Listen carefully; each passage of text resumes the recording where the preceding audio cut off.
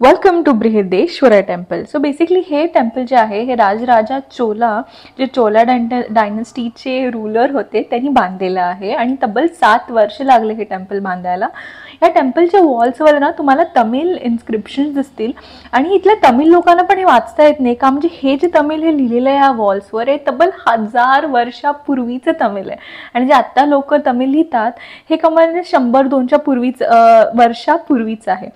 प्रत्येक कॉर्नरमध्ये तुम्हाला काहीतरी वेगळी मूर्ती खूप छान कार्व्ड असेल हे तुम्हाला बघायला मिळेल. सो वेळ काढून या आणि प्रत्येक मूर्ती अगदी आवडीने पहा. मी वेळ न वेस्ट करता पहिला बृहदेश्वरा टेम्पललाच आतच गेले आणि हे बेसिकली शिव टेम्पल आहे, शिवलिंग आहे इथे आणि 3.3 मीटरचं शिवलिंग आहे हे आणि या जगातलं सगळ्यात मोठं शिवलिंग आहे. हे मंदिर बांधायला 7 वर्ष लागली. हे मी आता बघा ते मंदिरमधून बाहेर आलेलं खूप खूप खूप मोठं मंदिर आहे.